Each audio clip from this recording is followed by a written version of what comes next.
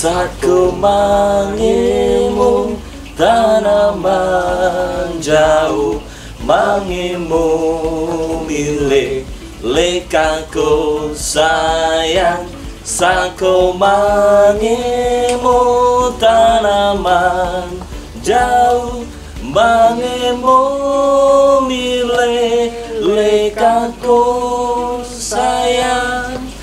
Hai Elektrician dan Planners, kembali berjumpa dengan kami tim unit induk wilayah Sulu Tenggo yang rindu untuk terus berbagi dalam program Knowledge Capturing yang tentunya menjadi sebuah semangat dalam mendukung transformasi PLN untuk meningkatkan setiap lesson learn yang ada dan bisa dibagikan kepada seluruh unit yang ada di seluruh PLN Group. Dan di awal tadi kita menyanyikan sebuah lagu khas dari Sulawesi Utara.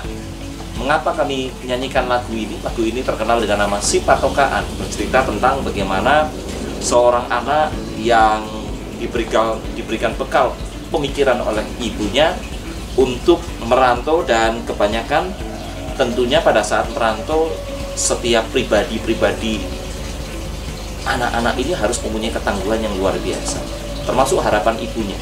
Ketika si Patokaan ini ingin berkembang dan menjadi salah satu orang yang berhasil, tentunya banyak hal yang bisa dipelajari.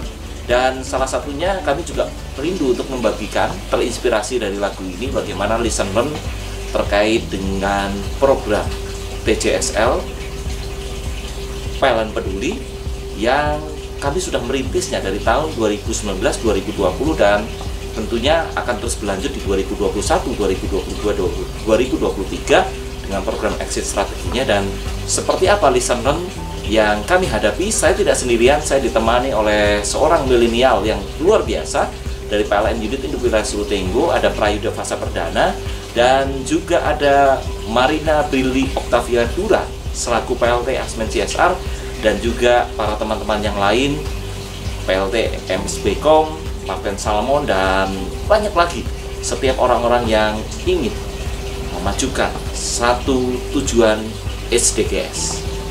Seperti apa?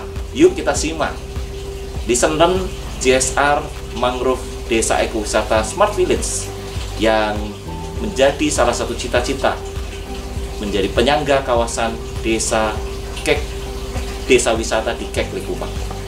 Seperti apa? Kita simak cerita dan perjalanannya. Nah, Elektrician dan Planners, tentunya berbicara masalah CSR atau sekarang yang dikenal sebagai TJSL, tanggung jawab sosial dan lingkungan, menjadi salah satu hal yang mempunyai satu fokus perhatian dari Kementerian BUMN. Dan ketika menyusun program TJSL seperti apa dan bagaimana, nanti kita akan belajar dari salah satu lesson learn yang kami alami ketika kami membangun CSR Desa Ekowisata Mangrove Green Smart Village sebagai kawasan penyangga Kek Likupang. Nah, begitu banyak hal yang nantinya tentunya mendasari kami. Mengapa kami membangun program TJSL ini mengacu kepada sebuah cita-cita para pemimpin dunia yang kita kenal dengan SDGs atau Sustainable Development Goals. Nah, SDGs sendiri perlu kita melihat sejarahnya, bahwa pada tahun 2001 sampai 2015 ada komitmen para pemimpin dunia yang dinamakan sebagai MDG atau Millennium Development Goals. Dan tentunya cita-cita ini perusahaan di berbagai belahan dunia tentunya sudah mempunyai komitmen untuk melaksanakan sebuah sosial etik yang terkenal dengan Corporate Social Responsibility. Nah, kemudian tahun 2015, tepatnya di Rio de Janeiro, Brasil, para pemimpin dunia mendeklarasikan kembali tentang Sustainable Development Goals atau SDGs yang kemudian dikenal dengan 17 tujuan dan 169 target yang rindu untuk dicapai oleh para pemimpin dunia. Ada sebuah kesamaan bahasa, meskipun di seluruh pemimpin dunia tentunya mempunyai salah satu program-program yang berbeda-beda, tetapi tujuan dari 17 tujuan ini menjadi sebuah kerangka satu kesatuan di dalam program pembangunan tugas tanggung jawab sosial. Nah, seperti apa SDGs ini sendiri? Tentunya kita harus memahami bahwa tugas dan tanggung jawab sosial ini hari-hari ini sudah mempunyai sebuah perluasan dan fokus, di mana yang pertama tentunya setiap TJSL harus mendukung program dari 17 tujuan SDGs ini. Dan tentunya PT PLN Persero mempunyai komitmen ke sana bersama BUMN yang lain di dalam koridor arahan, dan tentunya juga adalah supervisi dari Kementerian BUMN. Dan yang kedua tentunya dalam setiap program TJSL harus mengacu kepada fokus proses bisnis inti, mengacu juga kepada proses-proses pembangunan yang berkaitan dengan atau pelaksanaan TJSL yang berkaitan dengan proses bisnis inti perusahaan. Nah, Electrician dan PLNers tentunya tadi di awal kita sudah menyimak tentang mengapa program SDGs ini menjadi sebuah fokus juga untuk PLN bisa mewujudkan sebuah komitmen 17 tujuan para pemimpin dunia ini. Nah, tentunya TJSL yang diharapkan ada beberapa tahapan yang harus dilakukan ketika kita ingin menyusun sebuah TJSL yang mampu berdampak. Bagaimana setiap program yang ada itu pada akhirnya mempunyai sebuah exit strategi. Karena bagaimanapun program TJSL yang baik tentunya adalah program itu mampu menciptakan kemandirian di dalam mendukung perekonomian masyarakat atau tujuan dari SDG itu sendiri. Dan tentunya perusahaan harus berkomitmen.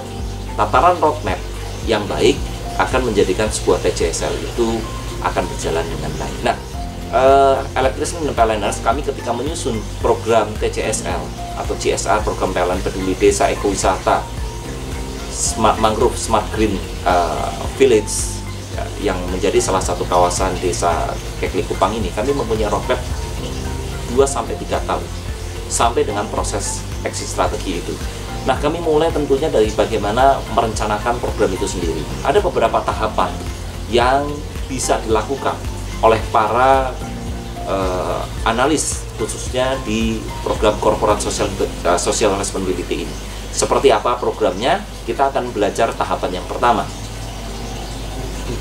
Dalam knowledge capturing ini, tentunya program TJSL yang kami susun terdapat 3 siklus tahapan yang kami lakukan.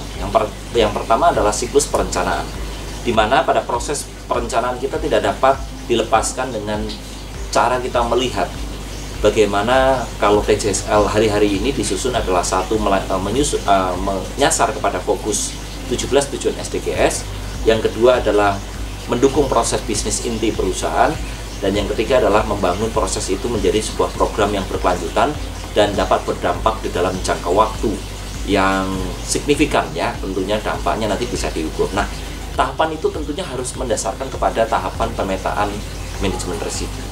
Tentunya profil risiko yang kami pelajari atau kami siapkan di tahun 2020 dan 2021 menjadi sebuah dasar bagaimana program TJSL ini bisa memberikan satu fokus terhadap sasaran yang mendukung proses bisnis di dalam perusahaan. Profil risiko 2020 menjadikan sebuah pijakan kami untuk juga menyiapkan profil risiko di 2021. Nah, seperti apa profil risiko? PLN Unit Induk Wilayah Sulutenggo, kami melihat ada setidaknya dari 18 profil risiko yang ada, seperti yang ada tampak di gambar ini, tentunya memberikan sebuah komitmen yang kuat untuk kami juga mendukung program proses bisnis. Dan hari-hari ini tentunya pemetaan risiko yang ada dari profil risiko tersebut adalah berfokus bagaimana terdapat mitigasi peningkatan upaya penjualan tenaga listrik. Kita ketahui dengan adanya pandemi COVID-19 ini tentunya akan punya permasalahan yang cukup signifikan bagaimana konsumsi energi terkait dengan di berbagai kesempatan pariwisata, sektor pariwisata yang tentunya menjadi salah satu tulang punggung di Sulawesi Utara, Sulawesi Tengah, dan Gorontalo.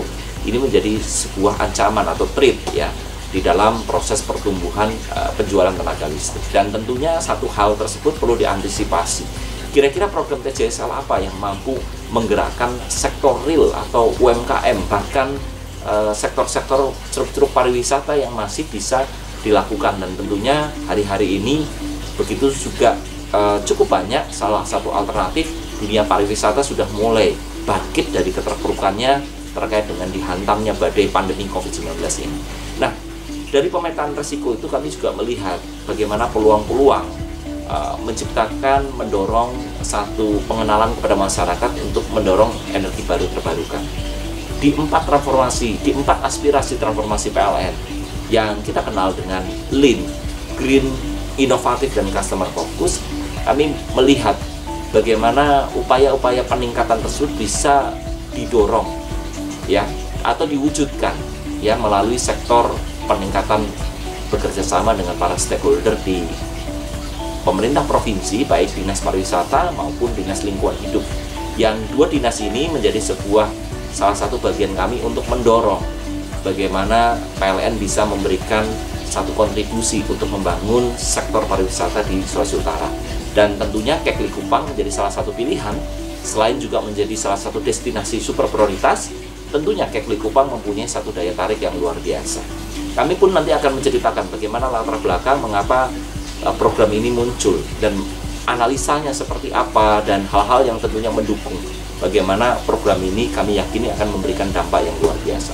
Nah, yang kedua tentunya selain tadi yang pertama adalah melihat dari sisi pemetaan profil risiko, yang kedua adalah melihat keberlanjutan perusahaan. Tadi saya sudah menyinggung, kami sudah menyinggung tentang 4 aspirasi PLN di tahun 2024. Bagaimana kerinduan kita semuanya bahwa PLN menjadi salah satu perusahaan terkemuka di Asia Tenggara dan menjadi pilihan nomor 1 solusi energi. Dan tentunya hal ini sangat erat berkaitannya dengan menciptakan program keberlanjutan perusahaan. Dan hari-hari ini sense of urgency dari transformasi PLN tentunya menjadi salah satu aspek fokus juga ketika kita mengembangkan program TCSL. Salah satunya adalah bagaimana kita menciptakan demand creation, bukan lagi berpikir tentang supply demand, tetapi sudah menciptakan demand creation. Oleh karena itu kami rasakan begitu cocok ketika kita menciptakan sebuah TCSL yang berbasis desa ekowisata, mangrove green smart village, di mana di situ adalah desa ekowisata yang bisa memberdayakan fokus kepada perekonomian masyarakat. Yang kedua, kami melihat di situ adalah Kek Likupang ini menjadi salah satu fokus perhatian masyarakat dunia. Tentunya begitu banyak hal yang kami juga akan menemukan potensi-potensinya. Bagaimana proses dalam pengembangan desa ekowisata ini bisa juga mengembangkan electrified culture. Kita sadari bahwa electrifying culture adalah salah satu budaya yang harus kita bisa dorong, kita bisa ciptakan kepada masyarakat. Ya, kami akan paparkan electrifying culture apa yang dibangun di desa ekowisata ini.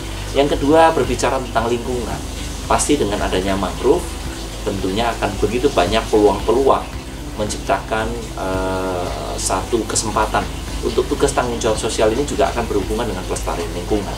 Dan dari program keberlanjutan ini, kami melihat peluang keberhasilan dari TCSL yang diciptakan ini akan memberikan dampak. Dan yang ketiga, tentunya kita tidak bisa dilepaskan dari prioritas. Jadi dari 17 SDGs yang ada, prioritas apa yang akan dicapai oleh PLN Group, khususnya PLN Sultenggo dalam mengembangkan ini?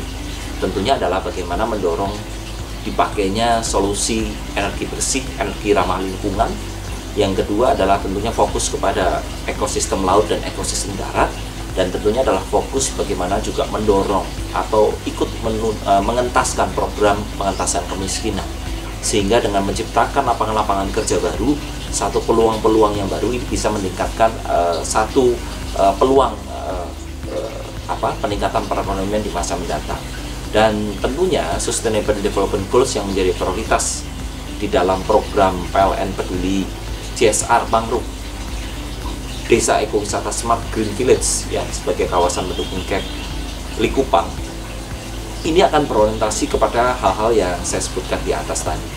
Nah, tentunya ketika program ini direncanakan dengan baik, program ini mempunyai step-step atau roadmap, kita akan belajar dari setiap lesson learning yang ada. Dan saat ini kami membagikan tahapan lesson learn yang ini akan menjadi pijakan dasar mengapa kita perlu merencanakan ini dengan baik. Yang kedua tentunya di pelaksanaan. Di pelaksanaan ini kami melihat bagaimana ada clustering yang ingin kami buat atau kami konsepkan satu persatu. Yang pertama adalah kami fokus dulu dengan penataan lingkungan, sehingga hal yang pertama kami lakukan adalah kami melakukan penanaman 10.000 mangrove. Tentunya untuk menggerakkan program ini ini menjadi milik bersama di desa ekowisata tersebut, kami melakukan proses yang dinamakan adalah diskusi atau FGD dan kunjungan kepada setiap stakeholder yang ada. Sehingga kami berkunjung kepada kepala dinas di tingkat provinsi, di level provinsi untuk Dinas Pariwisata Provinsi Sulawesi Utara, dan kami juga berkunjung kepada kepala dinas lingkungan hidup di Provinsi Sulawesi Utara. Tujuan kami berkunjung ini salah satunya adalah bagaimana kami melihat potensi-potensi pariwisata yang bisa muncul dari demand creation yang akan kami ciptakan. Nah, ternyata dari hasil FGD ini kami mendapatkan sebuah benang merah, sebuah program yang bisa juga mendukung program stakeholder, tentunya dalam hal ini adalah pemerintah Provinsi Sulawesi Utara. Nah, dari FGD yang kami lakukan, kami kemudian memutuskan untuk mari kita bergerak bersama dengan melakukan restorasi mangrove. 10.000 mangrove menjadi fokus perhatian PLN, dan mangrove yang ada ini sudah menjadi sebuah pemetaan yang spesifik, ya. Jadi kalau rekan-rekan PLNers melihat di peta sebaran mangrove, akan terlihat bagaimana ini akan memberikan sebuah dampak yang luar biasa, karena pesisir dari Kek Likupang ini juga perlu direstorasi dan akan menciptakan sebuah keberlanjutan dalam perlindungan terhadap terumbu karang dan perlindungan terhadap ekosistem laut maupun ekosistem yang ada di daratan, sehingga tentunya banyak sekali kegunaan yang bisa ditimbulkan dari pelaksanaan mangrove ini. Dan setelah kami menemukan ternyata kebutuhannya adalah kami masuk dari mangrove dahulu. Yang kedua adalah kami melihat kepada komunitas kepala jaga. Jadi di Sulawesi Utara terkenal bagaimana kepala desa mempunyai sebuah sinergi dengan pembantu-pembantunya, itu kepala jaga. Nah, kami melihat ada sebuah ekosistem yang cukup bagus dan punya potensi yang prospek, yaitu adalah Desa Kalinaun. Desa Kalinaun ini terletak tidak jauh dari kawasan PLTS Likupang, yang tentunya PLN juga berkontribusi untuk menciptakan green energy. Kami melihat ada sebuah impian membangun desa ekowisata green energy tadi bukan hanya berasal dari bagaimana kami menciptakan lingkungan yang hijau, ekosistem yang hijau, tetapi juga kepada proses penyediaan energi baru terbarukan. Tentunya dengan PLTS atau yang kita kenal dengan pembangkit listrik tenaga surya ini menjadikan salah satu daya jual yang menarik ketika ini bisa dikemas dalam sebuah konsep pariwisata. Nah, langkah yang kedua yang kami lakukan dalam menyusun program CSR Mangrove Smart Green Village sebagai kawasan penyangga kawasan Kek Likupang ini, kami melihat mendiskusikannya juga dengan para warga desa melalui sebuah proses sosialisasi yang ada. Nah, hal yang kami lakukan adalah kami mencoba menangkap apa yang menjadi kebutuhan atau apa yang menjadi permasalahan yang ada di desa tersebut. Mengapa kami arahkan mereka untuk mempunyai mindset desa ekowisata? Karena salah satu hal yang menjadi perhatian kami adalah 80% warga desa Kalinaun bermata pencarian sebagai nelayan. Kami melihat electrifying culture bisa dilakukan di sana. Salah satu hal yang dilakukan adalah, yang pertama adalah warga desa begitu kesulitan, hasil analisa kami, warga desa begitu kesulitan dalam hal penyediaan es batu. Kenapa kok es batu menjadi salah satu yang penting? Karena warga desa Kalinaun ketika mereka melaut, tentunya ketika mereka kembali, mereka membutuhkan es batu ini sebagai salah satu untuk menciptakan ikan yang tetap segar, sehingga dengan jarak tempuh 1,5 jam mereka harus mendapatkan es batu di Kota Bitung. Ini memakan waktu yang cukup lama, sehingga es batu ini akan kami dorong dengan bagaimana PLN hadir dengan menciptakan sebuah ice maker, ya. Jadi kami memberikan dukungan ice maker yang tentunya digerakkan oleh listrik.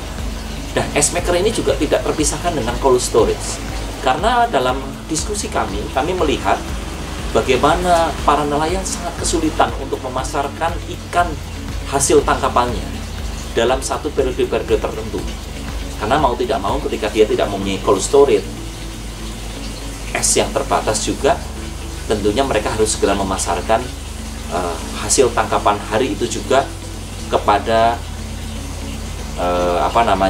di lokasi pasar ikan ya yang terdekat. Dan ini tentunya akan memberikan bargaining atau harga yang jauh lebih rendah daripada harga-harga yang diharapkan dari para nelayan.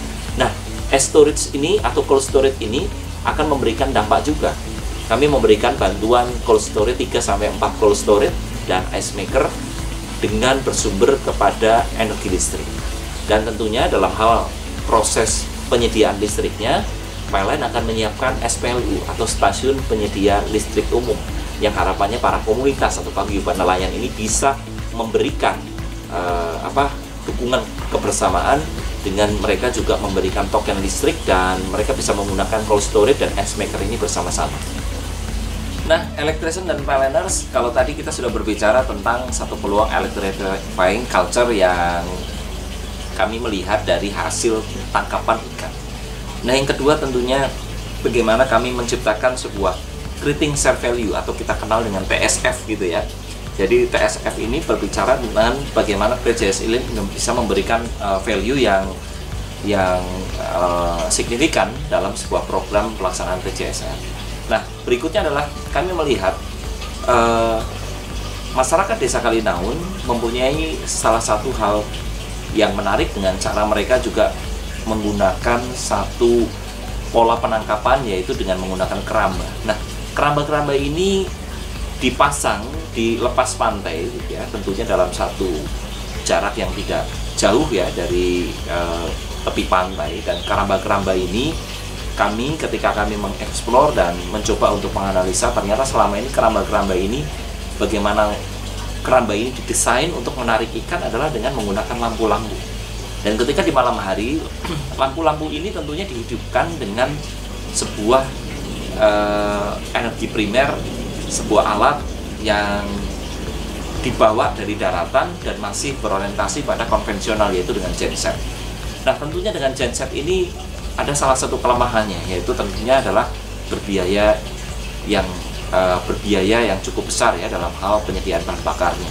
Dan salah satu hal yang kita lihat adalah bagaimana genset ini konsumsi bahan bakar yang digunakan dalam satu hari memberikan sebuah dampak yang cukup memberikan sebuah nilai ekonomi yang tinggi. Nah, nilai ekonomi yang tinggi ini tentu tidak sebanding dengan tangkapan ikan apabila ternyata di dalam satu koridor waktu karena cuaca, karena kondisi alam, ikan yang ditangkap atau yang berusaha ditarik ke arah keramba dengan lampu-lampu yang ada itu dalam keadaan yang tidak begitu bagus atau musim yang tidak begitu bagus. Nah, salah satu yang dilakukan tentunya adalah kami melihat bagaimana genset ini kemudian diganti dengan yang dinamakan tabung listrik atau talis. Bagaimana PLN hadir menciptakan electrifying culture, yaitu berupa dalam tabung listrik. Nah, dengan adanya tabung listrik ini, maka masyarakat nelayan akan terbantu, dimudahkan, di mana tabung-tabung ini bisa dicas di SPLU atau stasiun penyedia listrik umum, dan kemudian mereka akan menggunakannya sebagai salah satu proses untuk menangkap ikan di keramba. Selain tidak noise atau tidak terdapat suara ya akibat yang ditimbulkan, kalau genset tentunya akan menimbulkan suara sehingga kecenderungan adalah ikan takut untuk mendekat. Dan dengan memberikan talis ini akan memberikan dampak produktivitas dalam hal tangkapan. Nah, berikutnya electrifying culture yang kemudian kami pikirkan, talis ini juga berkaitan dengan bagaimana dalam proses menangkap ikan, para nelayan melengkapi kapal-kapalnya juga dengan lampu yang membuat ikan-ikan ini tertarik, karena memang ada beberapa jenis-jenis ikan yang ada di perairan Sulawesi Utara ini memang sangat sensitif sekali dengan lampu dan menyebabkan mereka tertarik untuk berkumpul dan sehingga mudah untuk dilakukan proses penangkapan ikan. Nah, tentunya proses yang selama ini dilakukan juga mereka membawa genset kecil yang tujuannya adalah sebagai sumber energi atau sumber power untuk menghidupkan lampu-lampu yang ada di kapal, dan tentunya wattnya cukup besar ya. Didesain ya sedemikian rupa, setidaknya ada 6 lampu di sisi kanan dan 6 lampu di sisi kiri lambung kapal yang akan memberikan sebuah daya tarik ikan untuk mereka mendatangi kapal. Nah, tentunya dengan adanya genset biaya operasional juga akan menjadi tinggi, sehingga salah satu solusinya adalah PLN hadir dengan memberikan tabung listrik. Dan hal yang bisa dikembangkan dari electric culture adalah juga perahu listrik. Kami melihat ada proses perkembangan atau potensi creating value di sana, ya. Jadi perahu listrik ini selain juga bisa menangkap ikan atau menjadi sarana transportasi dari keramba satu ke keramba yang lain, perahu ini bisa menjadi salah satu solusi menciptakan salah satu dorongan green energy. Karena dengan perahu-perahu konvensional yang berbahan bakar minyak, tentunya dengan perahu listrik ini nelayan akan lebih mudah, selain konsumsi energi yang lebih rendah, karena 1 kWh listrik tentunya biaya operasionalnya akan jauh lebih murah dibandingkan dengan 1 liter bahan bakar. Nah, kalau kita melihat dengan adanya perahu listrik ini, maka masyarakat bisa menggunakan sebagai sarana transportasi untuk mengecek dari satu keramba ke keramba yang lain. Dan selain itu kami juga melihat potensi bagaimana menghidupkan sebuah pulau yang hanya berjarak 5 menit jika kita menggunakan perahu untuk mencapai pulau tersebut. Pulau itu dinamakan Pulau Koma. Memang sangat menarik. Pulau ini mempunyai sebuah luasan yang tidak begitu besar dan mempunyai kecenderungan bisa kita nikmati suasananya ketika sedang terdapat pasang surut, ya. Jadi air laut yang surut. Dan tetapi selain ini juga ada beberapa spot-spot yang meskipun ada air pasang, kita juga masih menikmati keindahan Pulau Komang ini. Pulau Komang ini kemudian menjadi salah satu strategi dari Dinas Pariwisata setempat di Minahasa Utara untuk mengembangkannya menjadi sebuah pulau yang bisa memberikan daya tarik. Karena selain bisa melaksanakan diving di sekitar pulau tersebut, kami mencoba menciptakan creating value yang lain, yaitu adalah sensasi menggunakan motor perahu listrik dari daratan menuju ke pulau tersebut. Yang kedua adalah kami menciptakan flying fox. Jadi untuk turun dari pulau ini sampai ke perahu listrik, kami menciptakan sebuah flying fox yang ini akan bisa menjadi ikonik bagi para milenial atau para turis wisatawan domestik maupun mancanegara. Selain itu, di atas juga akan dibekali dengan tabung-tabung listrik, sehingga penerangan di malam hari pun akan bisa dinikmati dengan maksimal oleh para wisatawan yang ada.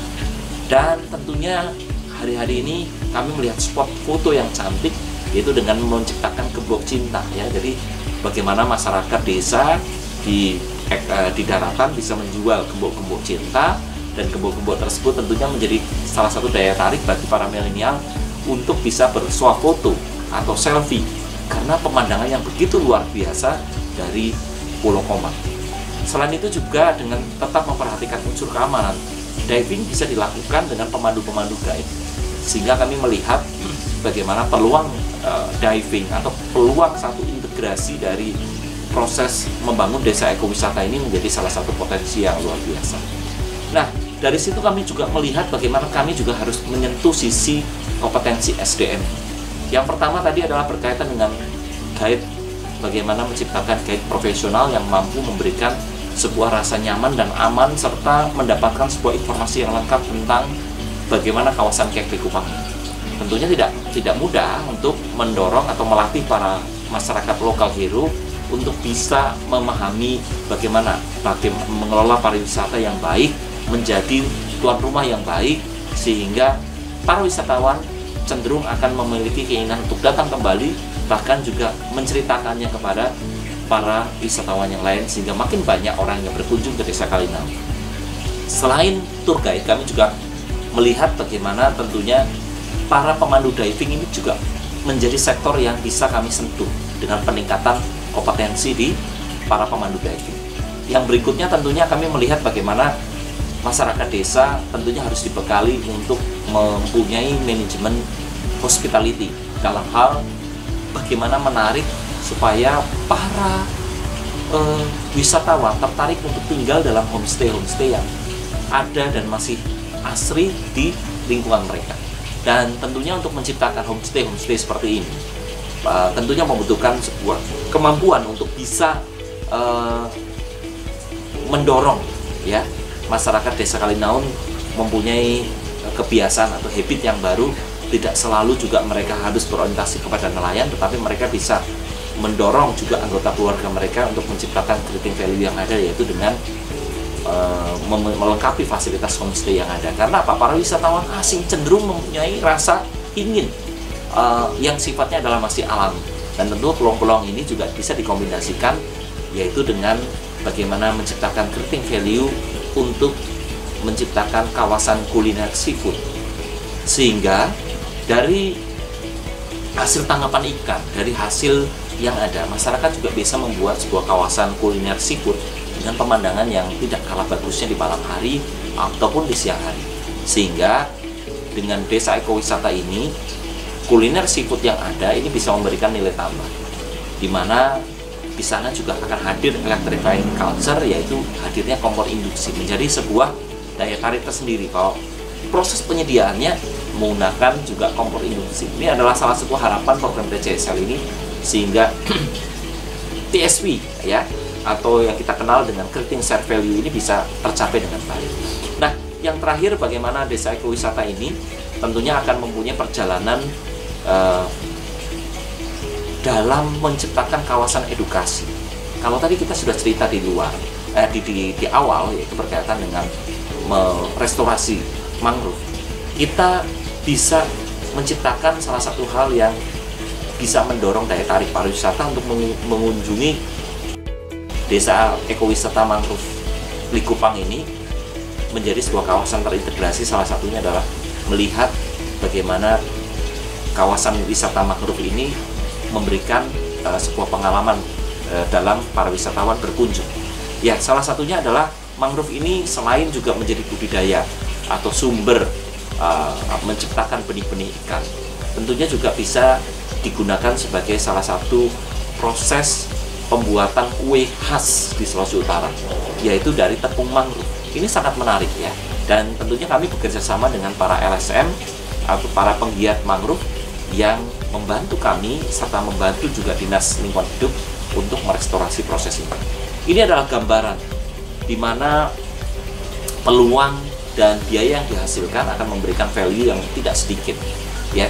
Jadi nanti saya tidak sendiri, Mas Prayudha akan menceritakan latar belakang mengapa kami memilih program ini dan bagaimana kami mengukurnya. Kami juga akan menceritakan hal itu. Tetapi untuk lebih jauh, seperti apa gambaran utuh desa ekowisata Green Smart Village, Mangrove Green Smart Village sebagai kawasan pendukung KEK Likupang, Mas Prayudha akan menghantarkan kepada kita semuanya latar belakang dan proses pembangunan desa ekowisata ini. Sebelum nanti saya juga akan kembali untuk menceritakan kepada teman-teman semua bagaimana knowledge capturing atau listener kami untuk mengukur ya dampak dari TCSL yang dilakukan serta value yang diharapkan. Dan tentunya listener ini akan bisa memberikan gambaran kepada kawan-kawan semua, PLNers dan electrician, bagaimana sih membuat TCSL yang bisa mempunyai dampak keberlanjutan. Dan stay tune, Mas Prayudha akan hadir setelah ini.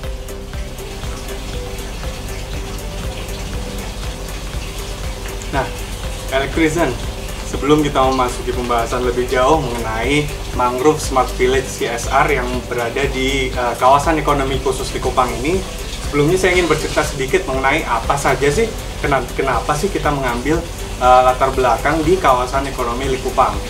Kawasan ekonomi Likupang memiliki lokasi di Kabupaten Minahasa di Provinsi Sulawesi Utara. Kawasan ini memiliki luas sekitar 197 hektar. Dan pada tahun 2019 kawasan tersebut ditetapkan sebagai kawasan ekonomi khusus melalui peraturan pemerintah nomor 84. Diproyeksikan pada tahun 2040 kawasan tersebut akan menyerap tenaga kerja sebanyak 60.300 orang. Luar biasa sekali.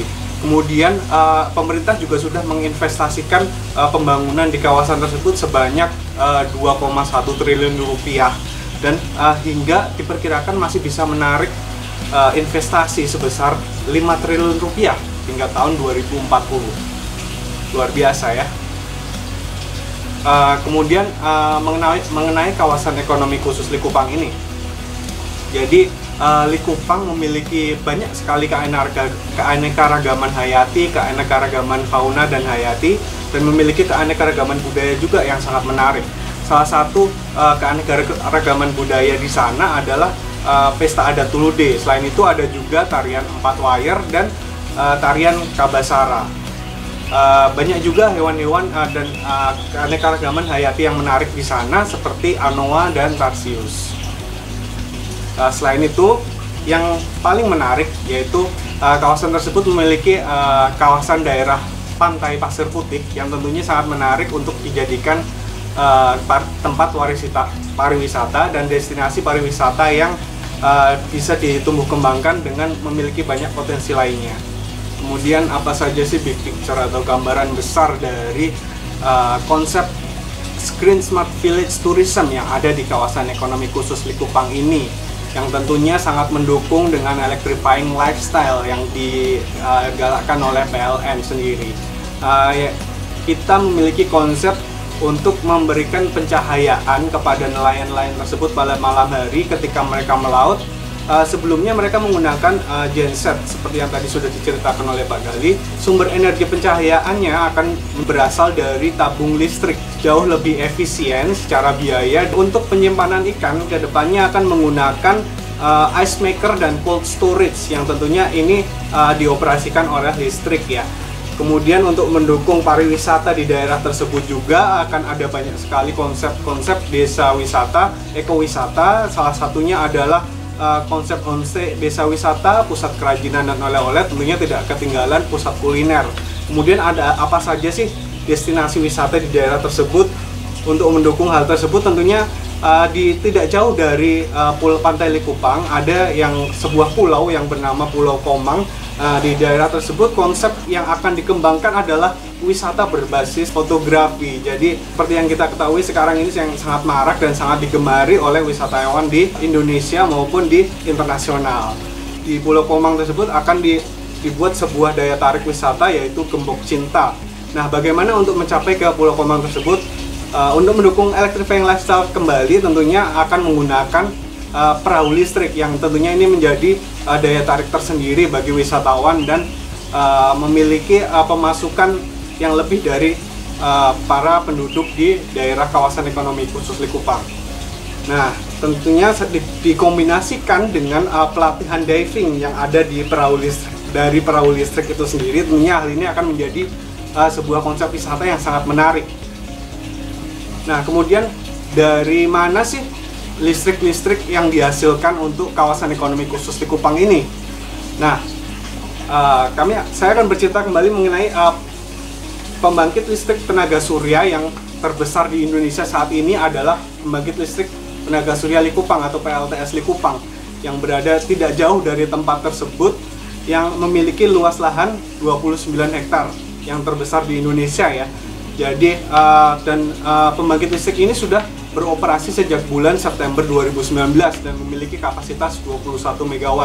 Nah, tentunya ini akan sangat selaras dengan semangat transformasi PLN dan memiliki salah satu nilai transformasi PLN yaitu green. Nah, seperti itu. Jadi pembangkit listriknya juga berasal dari salah satu nilai transformasi PLN dan ini akan membuat sebuah konsepnya menjadi satu package yang sangat menarik. Nah, Electrician, selanjutnya kita akan bercerita mengenai dukungan SDGs apa sih yang untuk diberikan PLN melalui program ini. Komitmen PLN untuk mendukung SDGs tentunya berfokus pada SDGs nomor 1 yaitu menghapus kemiskinan, kemudian nomor 8 dan berupa pekerjaan layak dan pertumbuhan ekonomi, nomor 14 yaitu menjaga ekosistem laut, serta nomor 15 menjaga ekosistem darat. Kemudian ada juga SDGs nomor 17 yaitu kemitraan untuk mencapai tujuan.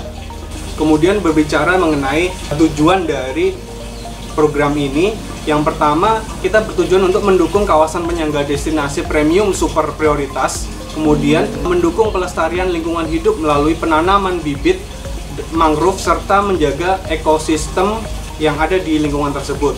Kemudian ada juga untuk bertujuan untuk menghidupkan area kawasan menjadi produktif dan ramah lingkungan serta menjadi kawasan ekowisata mangrove. Selanjutnya, untuk menjadikan kawasan tersebut menjadi taman pintar yang bisa mengedukasi pengunjung mengenai mangrove dan kelistrikan. Kemudian selanjutnya, meningkatkan elektrifikasi melalui pemberian instalasi jaringan listrik, perahu listrik, tabung listrik, serta pemasangan SPLU di kawasan tersebut. Dan kemudian untuk mendukung kesejahteraan masyarakat di sekitar daerah tersebut melalui pertumbuhan usaha mikro, kecil, dan menengah yang akan berpotensi untuk menjadi memiliki banyak pelanggan dari adanya program ini. Nah, untuk membangun kawasan sinergi dengan desa wisata dengan komodisi dan start kawasan diving yang juga kawasan kuliner serta kawasan edukasi di kawasan ekonomi Likupang tersebut.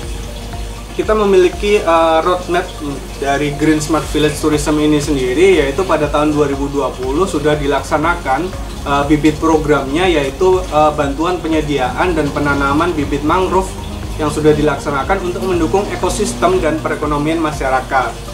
Nah, pada tahun 2020 ini juga sudah dilakukan bantuan ice maker, cold storage, serta pengembangan Pulau Komang yang memiliki tentunya ada juga restorasi mangrove dan kawasan kuliner di kawasan tersebut. Nah, pada tahun 2021 kedepannya akan dihidupkan kawasan ekowisata memiliki berbagai program smart area, homestay, dan tabung listrik. Pada tahun 2022, kawasan mangrove direncanakan akan berjalan secara mandiri, secara UMKM, dan pengelolaan wisata juga untuk terus bertumbuh secara pesat sehingga dapat menarik turis dari domestik maupun mancanegara. Kemudian berbicara mengenai manfaat program ini kepada masyarakat, tentunya dari masyarakat tersebut akan dapat terciptanya ekosistem mangrove di Desa Wisata Kalinaun yang memiliki berbagai manfaat tambahan seperti misalnya mencegah intrusi air laut yang ada di daerah tersebut. Kemudian terbentuknya kawasan terintegrasi dengan desa wisata yang mendukung program kawasan ekonomi khusus dari pemerintah. Dan ada juga peningkatan ekonomi dan taraf hidup warga lokal melalui berkembangnya UMKM dan terbukanya peluang usaha lainnya dalam lingkup desa ekowisata. Nah, manfaat berikutnya adalah membantu peningkatan jumlah wisatawan. Tentunya dalam kondisi pandemi saat ini, peningkatan jumlah wisatawan tersebut akan sangat berdampak pada perekonomian di daerah tersebut. Dan untuk memaksimalkan potensi sumber daya lokal dan mengenalkan budaya setempat kepada wisatawan, tentunya program ini akan sangat bermanfaat bagi mereka. Nah, selain itu ada juga sasaran program dari Desa Ekowisata Mangrove Likupang ini, dan pengunjung ekowisata baik domestik dan mancanegara tentunya dapat meningkat.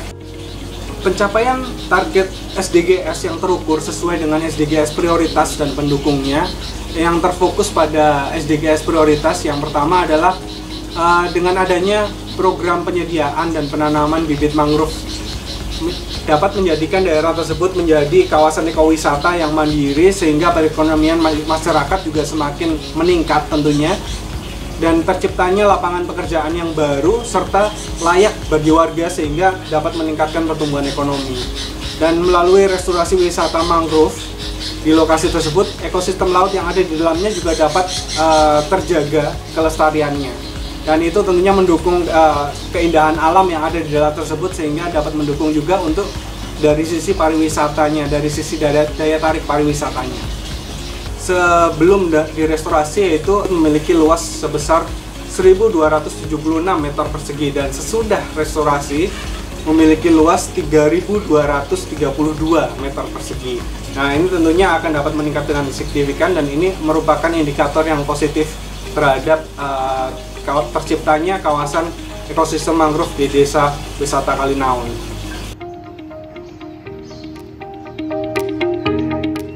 Jadi, exit strategi suatu program adalah perencanaan yang dibuat untuk memastikan bahwa meski kegiatan telah terhenti, pencapaian tujuan tidak terganggu dan keberlanjutan kegiatan dapat tetap berlangsung, serta dampak positif yang diciptakan dari program tersebut dapat bertahan keberlanjutannya.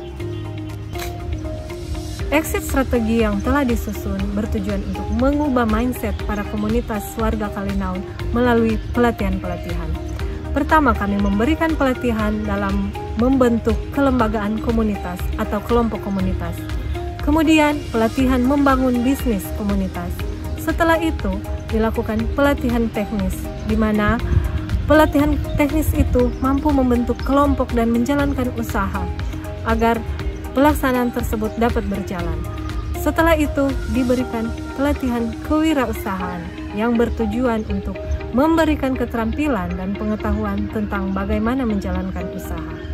Pelatihan-pelatihan tersebut diberikan pendampingan dalam pelaksanaannya selama 6 sampai 12 bulan. Program-program yang telah kami susun untuk mendukung exit strategi adalah pertama, program terpadu desa ekowisata Green Smart Village Tourism pendukung sebagai kawasan penyangga Kekli Kupang. Kemudian diberikan program Electrifying Culture dalam bentuk pemberian ice maker, cold storage, perahu listrik, kuliner seafood dalam bentuk kompor induksi, serta pembibitan kepiting bakau dan bagan ikan kerapu. Kemudian diberikan juga program pelatihan untuk mendukung pemasaran dan pengolahan hutan ekowisata mangrove, taman edukasi mangrove, electrifying lifestyle, dan pengelolaan Pulau Komang dengan empowering masyarakat sekitar melalui kelompok usaha sebagai bagian peningkatan kesejahteraan masyarakat. Dan terakhir, program peningkatan perekonomian dan pemberdayaan masyarakat melalui pelatihan homestay, optimalisasi bagan atau keramba. Dalam menjalankan program ini, tak lepas dari peran para manajemen. Sebagai General Manager, Bapak Leo Basuki mendukung kegiatan seremonial dengan selalu hadir dan turut mensosialisasikan dan menjembatani komunikasi perusahaan dengan masyarakat melalui sambutan inspirasional dalam setiap kegiatan, serta memastikan penyaluran CSR berjalan dengan baik melalui pengawasan dan pengendalian. Sebagai Senior Manager SDM dan Umum, Bapak Gali Krisetio menyusun program unggulan CSR, rencana kerja dan anggaran, serta sasaran kerja pelaksanaan CSR. Kemudian, Pak Gali juga berkomitmen dalam melaksanakan program sesuai aturan dan integritas. Selain itu, terlibat langsung dalam penyusunan program, implementasi dan evaluasi, hingga penyerahan bantuan. Sebagai Senior Manajer Keuangan, Bapak Oki Sulsasmi berperan dalam sisi pendampingan proses anggaran, serta turun langsung ke lapangan dalam setiap kegiatan penyerahan bantuan CSR. Sebagai Senior Manajer Perencanaan dan Senior Manajer Distribusi, Bapak Juli Sasmiharto dan Bapak Diksi Ervani Umar bersinergi untuk terlibat dan turun langsung dalam setiap pelaksanaan penyerahan bantuan di lapangan. Dan terakhir, sebagai Senior Manajer Niaga dan Pelayanan Pelanggan, Ibu Vince Lumembang bersinergi untuk terlibat dalam diskusi berkaitan dengan program Electrifying Lifestyle, serta bersinergi kolaborasi program CSR dan upaya program yang dapat mendukung kinerja penjualan. Selain peran para manajemen, peran masyarakat dan stakeholder lainnya juga tak kalah penting. Sebagai Kepala Dinas Lingkungan Hidup Provinsi Sulawesi Utara, Ibu Marli Gumalak, MSI, bersinergi dengan PLN untuk melaksanakan program CSR dan Bina Lingkungan yang berhubungan dengan pelestarian lingkungan, serta berpartisipasi dalam kegiatan penyerahan bantuan untuk restorasi hutan mangrove. Selain itu juga bekerja sama dengan komunitas pencinta alam untuk membantu mensukseskan program CSR dan Bina Lingkungan. Selain itu, ada Kepala Dinas Pariwisata Provinsi Sulawesi Utara Bapak Henry Kacili SH, di mana beliau bersinergi dengan PLN untuk meningkatkan pertumbuhan ekonomi daerah melalui sektor pariwisata. Selain itu, mendukung program CSR dan Bina Lingkungan dari PLN untuk membuat kawasan Electrifying Lifestyle, salah satunya Smart Village Tourism di daerah Likupang Timur. Selain itu juga mengajak PLN berperan di beberapa daerah penyangga Kekli Kupang sebagai kawasan destinasi premium melalui penguatan kelompok sadar wisata, pelatihan skill masyarakat. Peran lokal hero dalam mendukung exit strategi, di sini ada Bapak Kepala Desa Kalinaun, Elda Tinungki, dan Bapak Kepala Jaga Desa Kalinaun, Bapak Octavianus, di mana mereka memiliki harapan dan mimpi membangun Desa Kalinaun menjadi desa ekowisata. Mereka menggerakkan warga desa dan membentuk persiapan paguyuban desa ekowisata, serta memfasilitasi dan menjajaki potensi integrated desa ekowisata dengan Pulau Komang yang jaraknya tidak jauh dari Desa Kalinaun. Potensi benefit yang bisa didapatkan oleh para nelayan adalah pertama melalui biaya melaut, yang awalnya 47 juta dalam setahun bisa ditekan menjadi 1,7 juta dalam setahun melalui perahu listrik. Kemudian, biaya membeli es batu yang awalnya 43 juta dalam setahun bisa ditekan menjadi 3,5 juta dalam setahun melalui pemberian cold storage dan ice maker. Potensi pendapatan desa ekowisata pertama, pemasukan wisata perahu listrik ke Pulau Komang. Kemudian, pemasukan retribusi wisata ke desa Kalinaun.